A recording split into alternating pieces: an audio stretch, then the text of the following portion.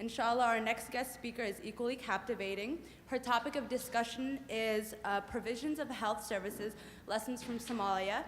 Dr. Deqa Mohamed was born in Mogadishu, raised in La Folle. She did her medical school in Moscow, Russia, and her residency in Moscow, training as OBGYN.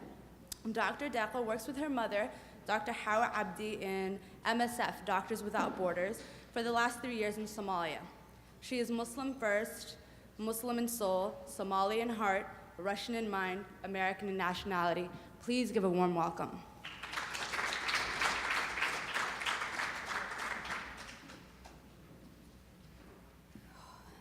أعوذ بالله من الشيطان الرجيم بسم الله الرحمن الرحيم والصلاة والسلام على سيدنا محمد أشرف المرسلين. Oh, it was very tough. It was hard to beat. The presentation was before me, and whole day yesterday the presentation we had. I don't even know what to say, but thank you for everything and thank you for having me here. I'm here today to share what I learned in Somalia and what I saw in Somalia. And actually, I'm here to talk about my mother, not about me and about youth. The lesson she taught me, and alhamdulillah, first of all, Allah that made me Muslim first, and second, Somali. And the greatest thing Allah gave it to me is His Prophet. He gave it to us, all of us. And we were talking yesterday about role models. As a woman, we have enough role models. I wish I could be like a Maryama, to serve for Allah, or I wish I could be like Asiya to refuse the world and say, no, I want Allah to have a house in Jannah. But we can't. We have a Maryam, we have Asiya, we have Aisha to learn her education. It's not, don't take, you are a girl, you shouldn't be there. The traditional thing we had Aisha, and she was there, and she challenged the Ashab and Rasulullah sallallahu alaihi wasallam.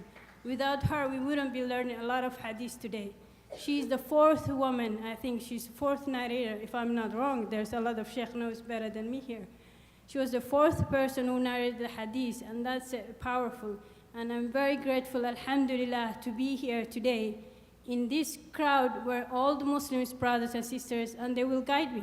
As Umar bin Khattab said, I'm here to lead you, but if I do stray, you have to correct me if I go wrong. And they say, we'll correct you with the sword. And he said, alhamdulillah. So I'm happy to be here, to have this much Muslims today, to guide me, to tell me what to do good, and to remind me Allah. Alhamdulillah Rabbil Alameen. I have a PowerPoint presentation. Here it is.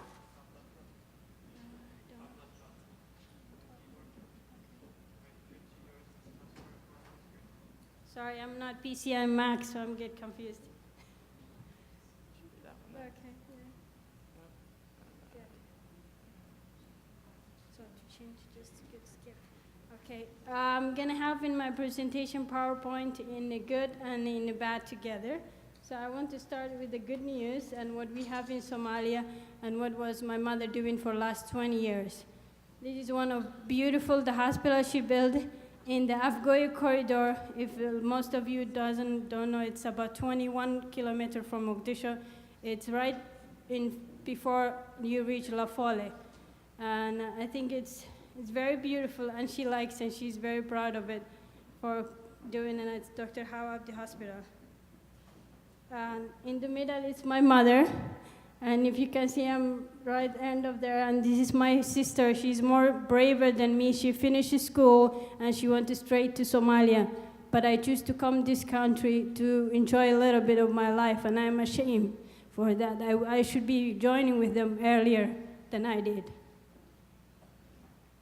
And a little bit about my mother's biography. We're all trying to follow her footsteps, but we cannot do it. Actually, she's a very hard, tough woman. She graduated from medical school in 1971, and she graduated law school in Mogadishu, and she was professor, and she worked a lot of hospitals in Mogadishu, so it's hard to follow her footsteps. This is also more about her biography, where she worked. If you're interested, I can email you detail. I'm gonna just skip most of it because of the time. She opened the hospital in 1984 in La Folle area for rural health women because of the difficulties they have in Afgoye and Afgoye area. There's more than 58 villages in that area, and they didn't have that time a hospital for women. That was the main goal she opened. And she had a rural health development NGO in 1983. It's not the thing she started about when the war started. She was working before that. The hospital goals was to provide a healthcare, adequate healthcare, and free consultation for the refugee and women who cannot afford to be paying it, and so they have the access and ability to have equally healthcare. And people used to go vacation weekends, and our vacation was going with my mother, packing her medicine and going to next village, and having whole Friday and giving the medicine, and she was doing the consultation. That was what I grew up. That's how she grew, how she raised us to put and to give the community back. So that we were connecting with almost 25 villages around, like Lambar Konton, if somebody knows the area, will know in Afgoy area, in Tehsile, all that little Tula. I used to know it. I used to drink Somali milk, camel milk, and I used to love it. It was beautiful weekends, and I missed it. I hope we will have that back. Foundation goal, when the war started, in the NGO became more like a foundation and bigger, and we were providing the food and shelters with help of WFP, its World Food Program, and shelter as much as we can with UNHCR, water, school. The school we just started for 2008, and I'm very proud of it. And I'm the household of my mother she gave us authority to do and to be more creative. And the projects she's running, my sister leads some, I do lead some. So we had a freedom and equality. We didn't have the house, I didn't grow up where the house like mother tells you, this is what you have to do, nothing else. Of course, there's a moment she taught me, without her, I wouldn't be doctor today. I wouldn't be standing here without her. But she to be more creative and to giving back to community. So we try our best to find a job, because one of the biggest issues in Somalia is unemployment. And people don't realize if the all chaos is going on, why the children going back to Al-Shabaab, joining with the war lawyers, everything, because the families, they don't have anything to eat, 50%. Maybe half of them go for fun, but the majority, they don't have anything to eat. So they go there to fight, to feed their family. So the goal we are trying to push as our NGO is to provide jobs. Because when the person, you give the job, you give back his dignity and his personality. He can work for his family, and he can provide more, and he can feel more comfortable. We do have fishing and farming lands, and the farm is the main source we get our farm and foundation income. We provide the land if the person wants to willing, and we provide the seeds with some of our partners. Before Civil War, the hospital was regular like women and children, and we were doing all as non-regular things hospital does. And this is one of the corridors of hospital, and that is OR, where I spend half of my day when I'm back in Somalia. I love that room. This is a cesarean section we are doing, and that's the bed we have, and again, it's the other corner of the OR room. One of the biggest challenge we used to face when we are in Somalia, every March, it's a cholera, if somebody knows, Da'un of Somali, if I'm not mistaken. And it comes every year and in March because of the lack, because of IBDs, because of we don't have enough water and enough sanitation.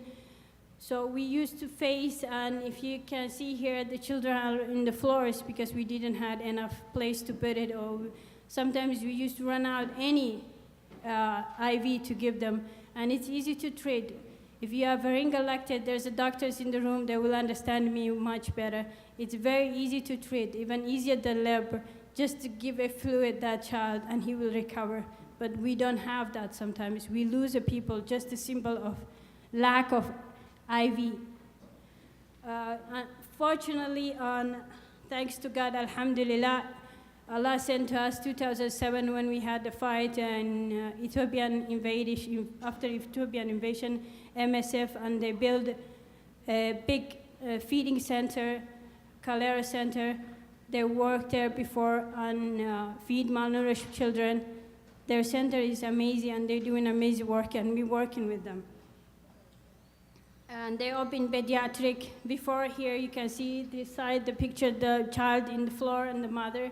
And you can see the next one is the bed they build, and they provide the blankets. They build the house, specific department of pediatric. That's a good thing, the progress and alhamdulillah. And this is emergency room. In my mother hospital, it started from 2-room clinic in 1983, but at the moment it's 11 department. ER, pediatric, cholera center, OB, gynecology, and surgery we do there. That's emergency room. It's just one room, and we're trying to treat everything we can, wounds, everything. Now I'm done with the hospital. I want to talk about the refugees and the camp. My mother, one thing she's also famous is the refugee camp she has, and that's our land. The people didn't have place to go, and they were renting the lands to stay. People were taking the money monthly, and that we provided to them free land to stay. But there were some rules to stay, not to give up money, but to behave yourself. And we have rules to do. That's the land, you can see. That's how people living in Somalia. We complain, I don't have this, I don't have that. That's how impacted it is. It's 120 acre, not acre, it's acre Somali, and it's 72,000 people living in there. This is another corner.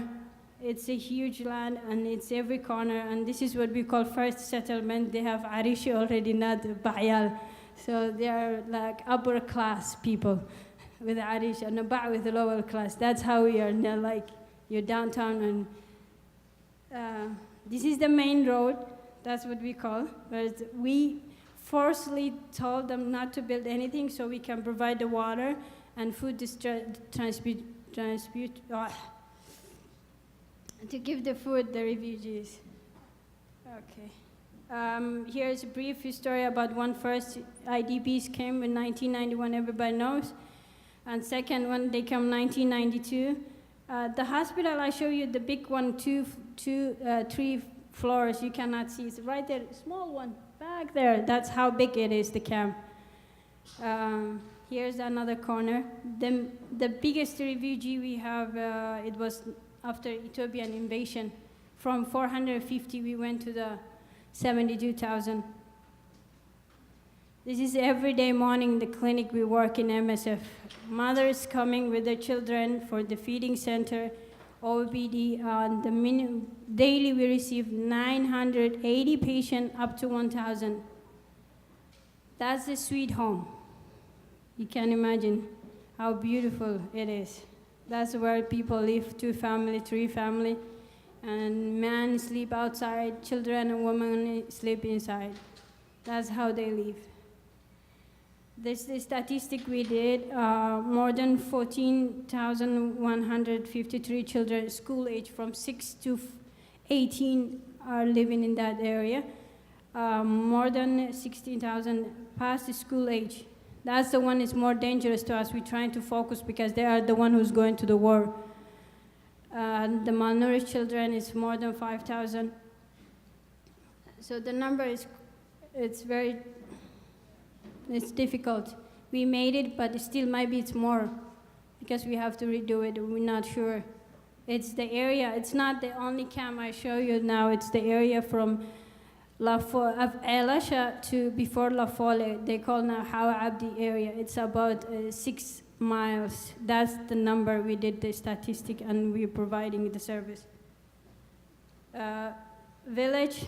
We provide home, we have water with the help of IRC and MSF. We have 2 boreholes, and they work, one works in one day, another day, so we have electricity, partially for the hospital, and the water to pump. We have a peace because we are not allowing to have a war. We're not allowing to talk about the Qabil in the camp. If you talk about the Qabil, we will take your push and we'll put you outside. You cannot beat a woman. Don't tell me it's a woman camp, that's what we did. You cannot beat. There's no beating or fighting in the camp. If two families get in the fight, we just take their stuff and put outside and find another place. It's not the place to fight here. So that's the rules we have. And actually we have a small 2 rooms. I don't have the pictures, and we call the jail. If you do something wrong, we put you there for a couple hours to show you just the order, not like this is what you have to do. And the person you did something wrong has to tell you, I'm sorry, I'm not gonna do again. You have to tell him, then we will release you. That's how we manage to live there. So we try to have some order. Elementary school, this is some of the houses. One the sheet bags, Bayasha, I don't know. It's very sad, this picture, when I see people live there. And we have everything, and we need more houses today. And that's the life the people live. This is every morning chaos in front of OBD, the outpatient dispenser. The women have the cars with the children. You cannot keep in order. They are Somalis. It takes like 27 guys we hire without gun, actually. Definitely one of them have a stripes shirt just to keep them in order. I think you can see the picture. He's pointing where to go. It takes 27 young boys every day to put in order 900 people. They do an amazing job. And here, they're afternoon day in the camp, enjoying, washing. That's the life. There's a lot of things we need, and everybody can see and know in Somalia. Some of them I pointed here. There's a lot of, I'm not asking anybody to give a handout some money. Our goal is to give people, to create the jobs, to give something they can live in tomorrow, not to send today 100 and tomorrow is not there. The goal is go there and do something that stays longer. This is our volunteers. They work in the camp. They volunteer, new arrivals. We give the bags and everything. One of things when I get sad and I go down and I see every day, 5 of the children I see, when I get 5, 3 of them died right in front of me every single day because they cannot reach, they come from far away, they're malnourished. You get so stressed. It's unbelievable the feeling you get. I just run away and I go one place I love to go when I get stressed, and that's the school. I go in the tower with the kids and I play with them. That I forgot everything I had and the children I just lost. Seeing. This is the school, I'm very proud of it. It's called Waqaf Diblawe Elementary School. Actually, Waqaf, it's free. The school is free. Mukhtar was telling people cannot afford $5. Mukhtar, there is a school in Somalia, in La Folle. It's 800 children, and it's free for everybody. No penny. So that's the future generation that could lead in Somalia. And actually, these 2 names is my last name of my father and last name of my mother. This is consequences. My father is Waqaf and my mother is Diblawe, so we named after them the school, and that's what the school means. It's free and it's easy. You can get into. You don't need to be a family rich, or you don't need to have a resume or anything. As long as you're in that area, as long as you're in school age, you're free to go. I love them. I play with them every day. I become one of them so I can forget the problem we have in Somalia. Their smile puts my face a smile, so I love them. Elementary school where the girls outnumber the boys.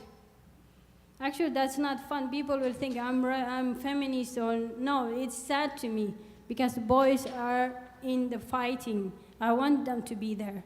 I want to be equal numbers, but we cannot get them. 14 years, 18 years old, 12 years old, 10 years old, they go to the fight. And that's what we're planning to get them back in the school and away from the streets of fighting. That's where they study. They don't have beautiful houses, beautiful halls, floors. They study in the Somali traditional. This, you can see it, and they're happy, and they're learning the best education they can get. This This is a field trip we do in the farm, the mango. The kids take this just to have them a fun for that day and relief, not only being in four walls. We also have, as one of the speakers last year said, to educate a woman, you educate all village, and you educate a man, you educate one man, I think so. We open a women educational center just to start, and they're learning, and they're willing to learn. That's the thing amazed me. Old women, young women, they all come in, they want to learn. And you have here opportunity, young people, and you don't want to. It's very sad. That's their school. They don't know even how to write 1, 2, 3, and they're old enough. They can be your grandmas, but they're willing. They're sitting there and writing and not having enough even tables. You can see they're writing in their labs, but they're willing to learn. This old guy, we all love him. He teaches them how to do alindi. We keep in traditional. Not only in here, you have to keep traditional. Even in back home, you have to keep traditional. We do alindi. He teaches the woman how to do it and show, and we sell that to get the money back for the school. This is what they do. We have a lot of ongoing projects, and we want to improve a lot of things like water supplies, elementary school. We have up to 6th grade. This year, if the 6th grade graduate, we don't know. We don't have 7th grade. We don't know what they're gonna do tomorrow. So this is one thing we have to focus to build and continue the school and to improve the feeding center. We have 2 clinics in the farm side and in the fish side. This is the farm side. We go 1 day there, once a week. We send the nurse and to check the village people. This is the Baqal. Baqal, it's outside of Mogadishu. It's the ocean side. Really, it's very sad. There's a lot of village people forget and nobody knows them. They are in Hola Daqato. They're there and they don't have any more anything to eat. Their cows or camels and goats are died and they're not feeding in Mogadishu. So it's very sad. It's forgotten villages, about 12 villages around there. A lot of future projects, and we're willing you guys to work with us in the school and having a nursing school and having better jobs creation.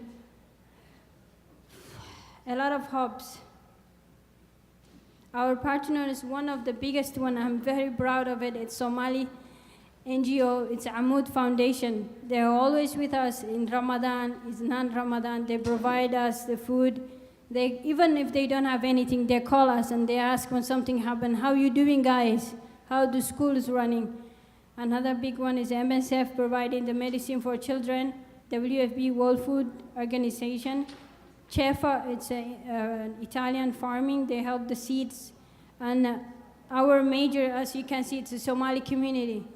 Once in a while from UK, we get a phone call, you know, Dr. How we did a fundraising, that's what it's amazing, and we're very proud. I don't want to put here more NGOs, Western, I want to have more Somalis and Muslims. That's my goal. Inshallah, we'll have it.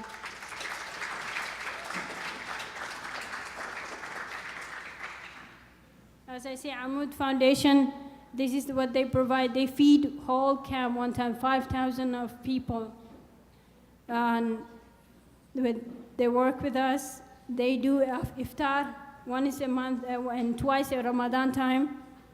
They do an Eid al-Adha, you know, providing the meat, providing seeds or anything they need, the refugees. Amoud's always there, thanks to Amoud. These volunteers working and the women are sitting, waiting and listening what to do next. That's the main thing we try to. I think most of you see Somali, when you see the pictures providing the food, you know, bunch of people screaming and holding, that's not what we do. We do an order and what you call nidam, and we follow and we respect each other. You came, we will give you. You don't have to scream, you don't have to fight.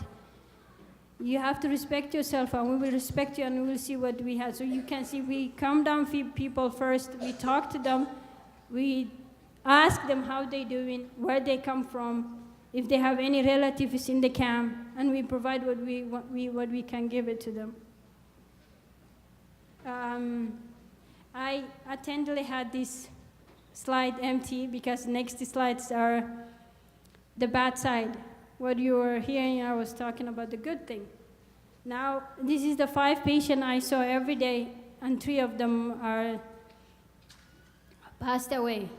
So this is a grandmother. This child's mother and father died. The grandmother is the one who's taking care of. And if you see, oh, this child look good, but the doctors will understand, this is Quash. He's malnourished. Don't look, he look good because he malnourished. It's called Quash in this. And thanks to God, she survived. We feed them, we feed her, and she went well. This one didn't. This is marasmar, we call, also one kind of malnutrition. This one passed away, and he was 5 years old. Malaria, splenomegalia, the doctors will understand, and hepatomegalia. That day he arrived because they come far away. They didn't have any doctors down there. The time they reach us, it's already end stage and nothing you can do.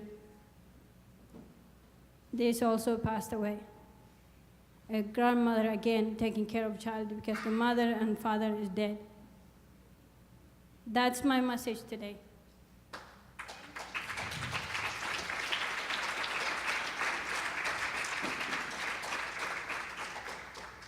Reflect with this child what it's saying, and it's very painful. Our children are dying before even they reach age of 5. And we're sitting here. We don't have a future in Somalia. Maybe we have here, but in Somalia there are none because of the future is children, and we're losing them every day. So please, please, support the children in here so they can support children in Somalia. Okay? Make a difference. You can do it.